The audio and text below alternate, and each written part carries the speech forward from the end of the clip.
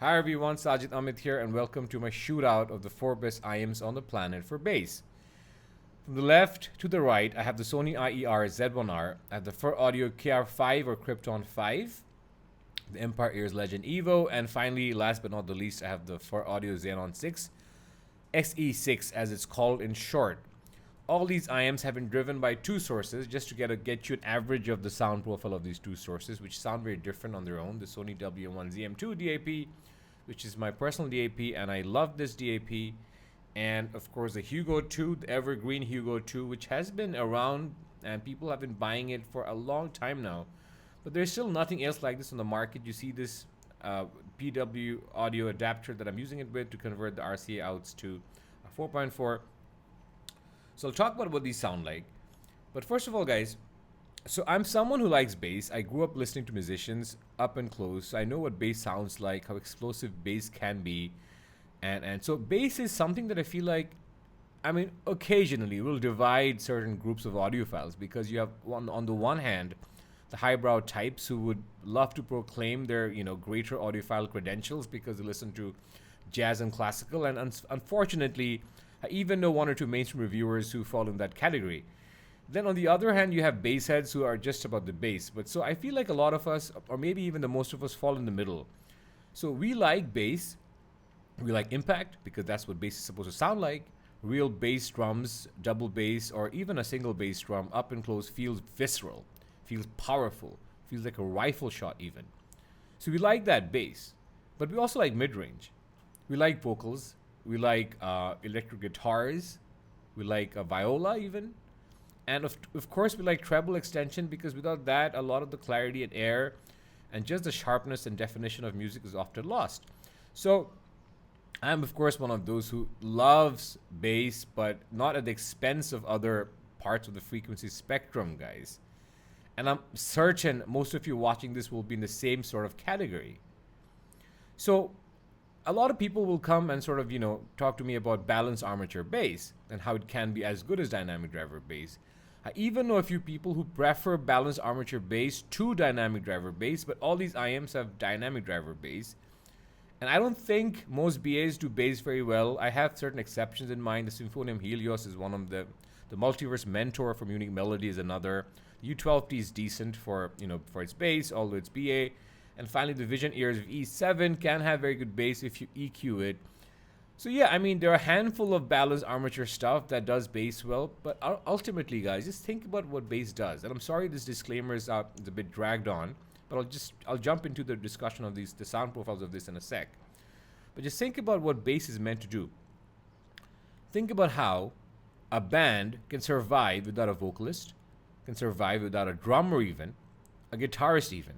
But you need something producing bass frequencies, either a bass guitar or something along those lines, to sort of underpin the rhythmic foundation of a music, of a track. Like, what do I mean by the rhythmic foundation? Think about what music makes you want to do. If music makes you want to move, which is most of us, or just feel the music, not necessarily dance, but just feel the music, that is the rhythm part of the music. And what is giving you the sense of rhythm? Is drums, is the bass guitar. So bass needs to be felt. Bass cannot be the wimpy, flimsy, thin, unimpressive, soulless BA stuff that a lot of IEM manufacturers are churning out these days. Bass needs to be authoritative. It needs to be commanding. Without further ado, I bring you 4 IEMs that do bass in the most authoritative fashion that I like, that you might like.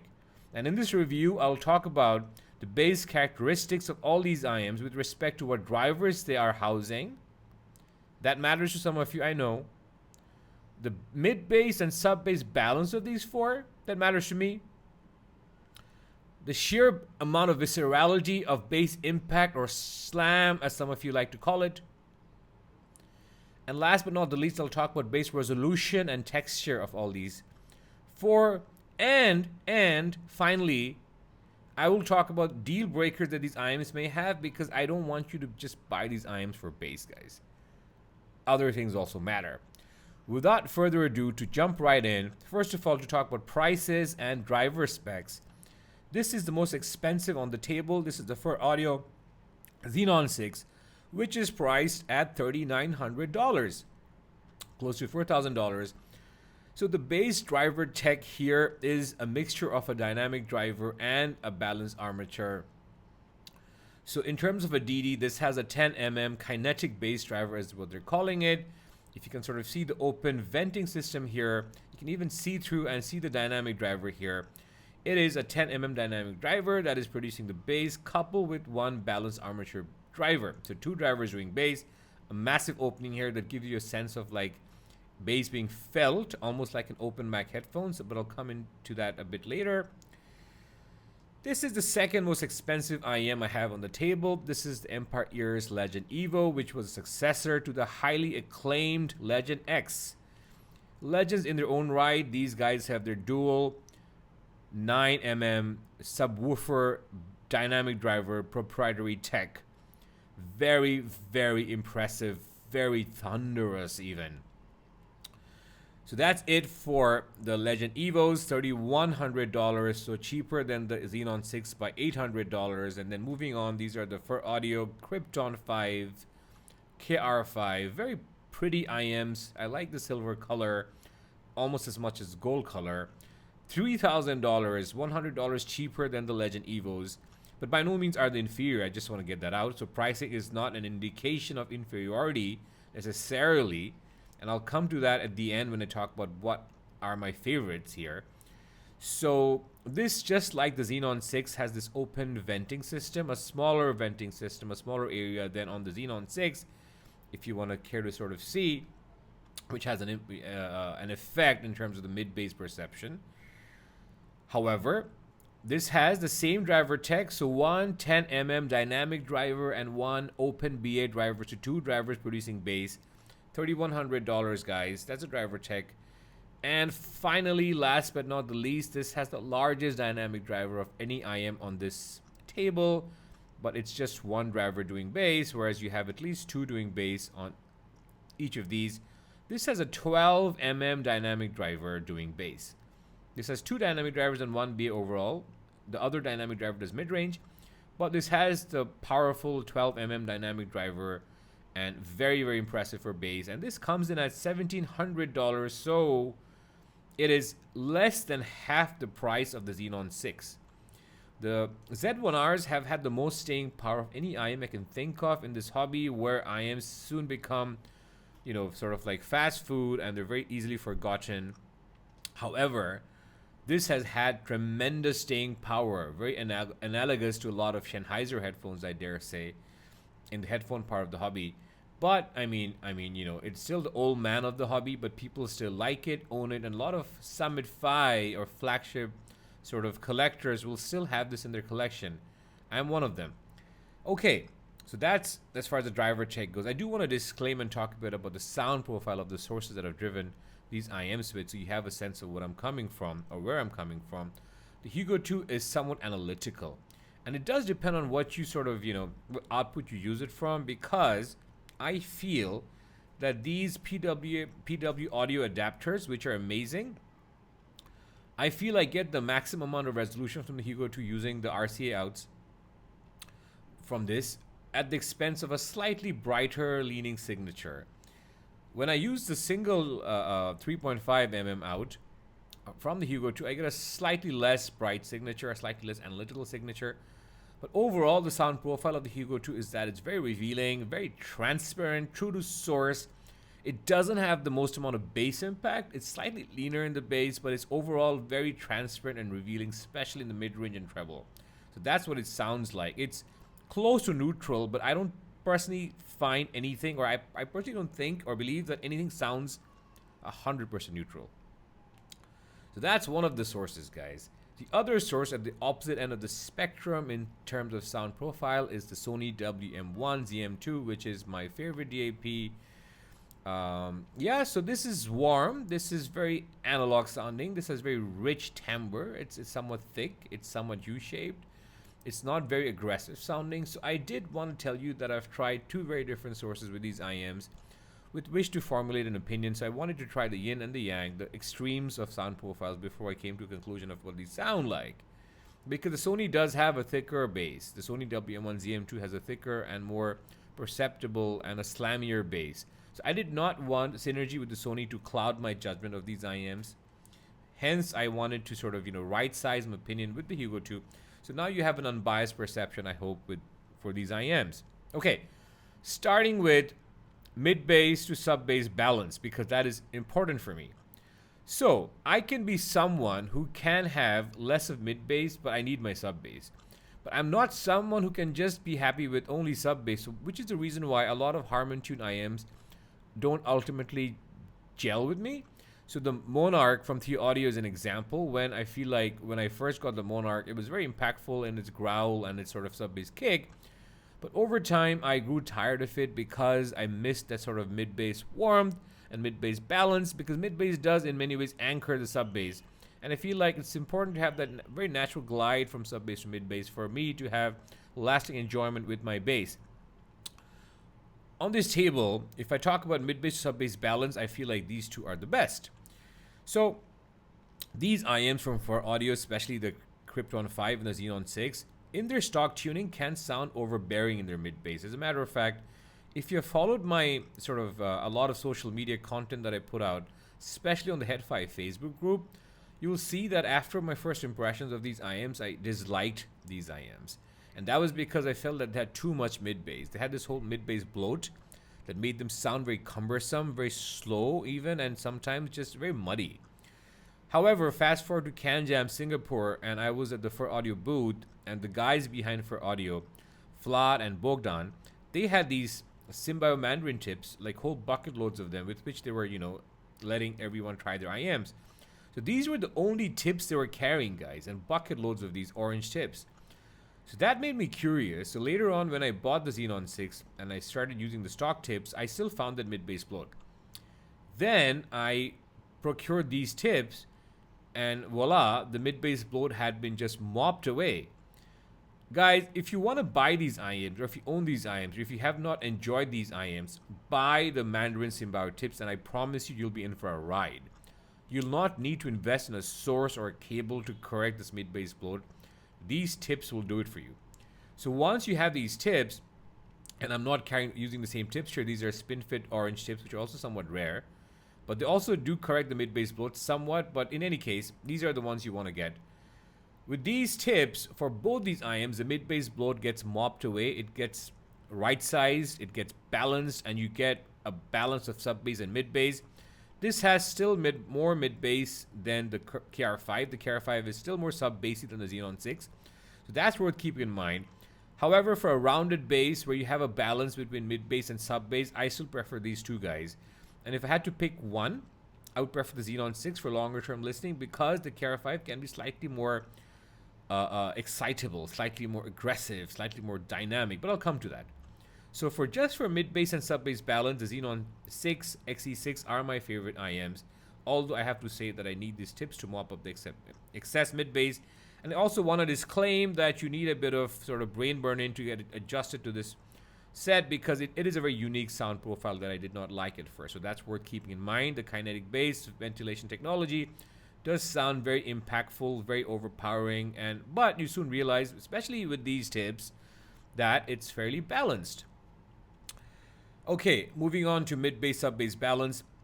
Between these two guys, I feel like this is a bit too sub-bass oriented. So yes, you can tip roll, and they do respond a lot to tip rolling. These Sedna fits do bring out the treble more, which otherwise can be a bit dark for these IEMs. Yes, a lot of different DAPs sound different with these IEMs. I highly recommend the Aslan Kern SP2000T or the SP3000 with these IEMs, because they really pair well. Otherwise, they have this upper mid sort of, shout, which can be overbearing and fatiguing, especially given the sort of energy this has in sub-bass. Somehow, the Aslan Kern SP3000 and the SP2000T balance this upper mid shout very well, because they pull back the upper mids, and also they have this softness to the transients, which works really well. And also the Aslan Kern DAP has this softness to the sub-bass impact, which is very important to balance the crazy amount of sub-bass impact this has. This is sub-bass growl, impact, and depth all day, every damn day. And I loved it at first, especially with my AKDAP, but once I moved to the Sony, which is bassy on its own, this became a bit much. And honestly, out of a lot of different sources, this can be a bit much. The Hugo 2 makes this shouty, so that's worth keeping in mind. The Hugo 2 does pair exceedingly well with the Odins, though. The Hugo 2 with the Odins from the same company is just magical. With this, however, it's very sub-bassy, and I feel like it doesn't have the mid-bass to sub-balance, mid-bass to sub-bass balance, but you do get a fair amount of warmth, or just a bit of warmth with the AK DAP. So all these perceptions are using the Sony and the Hugo 2. Disclaimer is, if you have an AK DAP, you'll still like this balance. I do not currently, given the sources I have. The Z1R is also sub-bassy, but the sub-bass shelf here is not as extreme as the Legend EVOs. Hence, I do prefer them for balance over the Legend EVOs. So they don't necessarily have a lot of mid-bass, guys, but the sub-bass here is not as extreme for me as the Legend EVOs are. So I like what they do. They are somewhat slower in their decay, which makes the sub-bass sound more lifelike and more natural. And overall, the impact sort of has this linger and power and energy, which I like. So overall, I still like this IEM for the balance. However, they're not as mid-bassy perhaps as these other two, which is something that you might actually prefer. I just thought I'd mention that these have more balance in case, you know, you like them, and if you, especially after you audition them, because what happens with bassy IEMs, guys, I feel like you need to audition them because not everyone likes bass the same way. Okay, I want to talk about total impact or overall sort of power of slam and all that, because a lot of you like slam. Think of the opening sort of few minutes of the song Down with the Sickness from Disturbed. Think of the slam that's present there, right? That's a very good way of checking sort of the slam power of these IEMs. And of course, it's very difficult to actually accurately assess the slam power because the volume you listen to matters a lot. And when you switch from IEMs, of course, the volume has to be adjusted. And I did my best to volume match by ear, but of course, pardon me, there will be some human error here because all these IEMs are slammy. These are the gods of slam. All four of them are the gods of slam. I didn't want to call the video Legends of Slam because, I mean, that would perhaps create some bias towards the Legend EVO. However, these are the gods of slam. All these IEMs do slam well. So if you want an IEM that slams hard, you need to not look any further, guys. Okay, so a lot of you will ask me why I haven't covered the Empire Odyssey, for example, or even the Legend X, and I'll talk about all that later. But these are the best IEM for slam. However, if I still had to pick one IEM for pure slam power, I would pick the Legend EVOs, guys. These subwoofers that they have, they call the dynamic driver subwoofers, the Weapon 9 subwoofers are something else. Aided by their bone conduction, they are some of the most visceral bass you'll hear on the planet. I can listen to an Abyss 1266 5TC and crank up my heavy metal and get like a wild bass ride and then switch to the Legend EVOs, and I do not miss the bass. These are in fact even more sub-bassy than the Abyss. I mean, that is like a really high bar for an IEM if you think about it, right? But these are guttural, they punch you in the stomach, they kick you in the throat, they're just very, very visceral. So in terms of pure slam power, nothing I feel like beats the Legend EVOs. Not even the Odysseys or the Ravens that I've heard that I hope to get in again, or for that matter, the Legend X IEMs. Okay, so moving on, the Kr5s are the second most powerful for the slam factor, for their, you know, overall sense of impact and dynamism, and these are all somewhat close to the Legend EVOs in their sound profile. I do think this is slightly more refined. I get a better perception resolution from this, more clarity in the treble from this, better balance from this, and I do think they're more musical than the Legend EVO. So that's worth keeping in mind because some of you have wanted me to compare the Legend EVOs with the Kr5, and on this day in 2023, I would prefer the Kr5 to the Legend EVOs, guys. New IEMs come out, so do not hold me to this opinion forever. But between the two of these, I prefer the Kr5 for the greater sophistication of tuning and overall sound profile. I do find them overall more musical and more balanced. But yes, the Legend EVOs are more impactful, followed by the Kr5. And the sources you use with these IEMs will make or break the experience from you. I'm not one of those guys who think sources don't matter. Sources matter a whole lot. Okay, moving on. This is the next in terms of slam. After the Kr5s, they have a lot of slam, a lot of energy, and if you use a different tip, which can perhaps accentuate the mid bass, you might actually perceive this to be the slammiest, guys. However, I do want to say that using these tips, I find them to be the third most slammy, if there is such a thing, if there is such a word. But yeah, I mean, I've used the stock tips where you get more mid bass and it sounds more bloated and muddy and not to my liking. You do get more slam that way from this. So keep this ranking in mind. Keep in mind the disclaimers I'm mentioning in terms of sources and tips. With these tips, the Simba Mandarin tips, which make them more balanced, I do think that they are the third most slammy, not the number one slammy IEM on this table. And last but not the least, the Z1Rs are very, very slammy, but I do not think they're as slammy as these other IEMs. As a matter of fact, after listening to these three, what is funny is that the Z1R starts sounding slightly non-slimy or not as slimy, and it's very perceptible, the difference in that slam power between these three more modern IEMs with more modern driver text and the Z1Rs. By no means is this a knock on the Z1R, because the Z1R still does things that these IEMs do not do, and I'll talk about that. But purely in terms of slam power, the Z1Rs are not in the top three. So they have the lowest slam power. However, that is not to say they do not have slam power, because they do. They have a ton of slam power. Okay, guys, I want to talk about bass resolution and texture. And for that, the Price's IEM wins. The Xenon 6 is by far the most textured in the bass and most resolving. And I love what they do in terms of drawing out nuances of the bass guitar and sort of drum decay and just overall resolution with bass instruments and percussive instruments, guys. It's just amazing. Followed, number 2 would be my Kr5 for bass resolution and texture. Very textured and resolving and perceptibly more to my ears than the Legend EVOs. The Legend EVOs are very resolving nonetheless, but they would be my number 3 for bass resolution.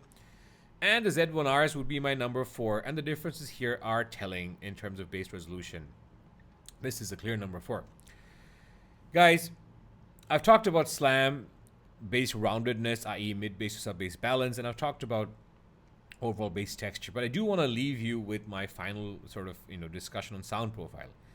My favorite IEM on the table is still the Xenon 6, because they're very musical and they're one of a kind in the way they're very warm and they have a very different kind of a timbre. Like, if you see the frequency response, it doesn't sound like anything you've ever seen. It sounds strange. It looks strange. But that's because of the kinetic bass, because the kinetic bass, I don't think will graph the way, or you'll hear it the way it graphs, which might be the case for other more conventionally sort of, made IEMs. But this is very interesting, especially if you know how to, tip roll, because this has a very unique, warm flavor, a lot of bass, but you still get treble liveliness, you still get mid-range presence, and I really like this. So for that, despite its intense coloration, this would be my favorite IEM for bass, guys. And overall, because it's not just the bass, you can't just pull out the bass and talk about the favorite IEM for bass, because oftentimes in your subconscious even, like, vocals will matter and make a sort of impact in how you prefer one IEM over another, or even guitars or what have you. So this is still my favorite IEM, guys, for bassy tracks, because this does everything well. It's perhaps the best all-rounder I have on my table, so that's worth keeping in mind, and that does influence how much I like the bass. So this has the bass that I like the most, as well as being the best all-rounder I have on the table. My number 2 would be the Kr5. I have not listened to this as much. It is slightly more fatiguing than the Xenon 6, especially of the Hugo 2. The Hugo 2 does make its treble very lively, and it's fun. It's super energetic, super dynamic. It's a lot more energetic and dynamic and more excitable than the Xenon 6. So that's worth keeping in mind. It's closer in that excitement and dynamism to the Legend EVOs than anything else on this table. So these actually make for, a good sort of comparison, I think. But I do like this the second best in terms of bass. With these tips, it's more sub-bassy than mid-bassy. The sub-bass here is just phenomenal, guys. It's very deep, it's very impactful, and it's more musical. With my Sony DAP, I can do long listening sessions with this all day even. However, with the Hugo 2, I do get a bit fatigued with this. So this would be my number 2. The Legend EVOs and the Sony Z1Rs would be tied for my number 3s, guys, because they do different things well. The Z1Rs are rather polite off my Hugo 2 in terms of their bass. The Hugo 2 doesn't have the most amount of bass impact, so that's worth keeping in mind, especially when you have a Sony WM1 CM2 around, which is phenomenal and famous for bass. So with the WM1 CM2 and a bit of EQ in the upper mids, this is just magical, very nice timbre. So I prefer this over the Legend EVOs when EQ'd. With the Sony, with the Hugo 2 rather, this becomes a bit shouty and fatiguing, and I prefer this of the Hugo 2 because the bass is a bit more polite on the Hugo 2 and it becomes more balanced again. And the Hugo 2 does have very prominent upper mids, so that works really well with the Sony Z1Rs. So overall, using my current sources, I would prefer the Sonys. However, because for a long time I have driven the Aslan Kern DAP SP2000T, on which this was almost unassailable, this was almost unbeatable, I do want to mention how this changes its color and its overall performance with DAPs. And this of the Aslan Kern DAP was just so much more fun than the Sony Z1R. So for that reason alone, because of DAP synergies and limitations thereof, I do want to place them on the same sort of ranking for now for me for overall bass enjoyment. Keeping in mind, bass enjoyment does also, is hard to separate out from your enjoyment of the other frequencies. So that's it, guys. That's my review, or that's my shootout. Wonderful IEMs. Overall, these would be my number 1 for bass, number 2, and these would be tied for 3. I hope this was useful. I must have missed a lot of IEMs that I possibly couldn't have covered, but these are the best for bass to me. I have heard a lot of different IEMs. I travel a lot to different cities in Asia. Asian cities often tend to be sort of like the capitals for IEM collectors, and I have listened to a lot. I've recently been to Singapore Can Jam, and I've checked out the IEMs that I haven't in the past. So I do think I have a pretty holistic exposure to IEMs, and these are the best for bass for me. These are the gods of bass, guys. If you like this video, give it a like, and if you like my work, follow my channel and stay tuned for my next one. Thank you for watching. Bye bye.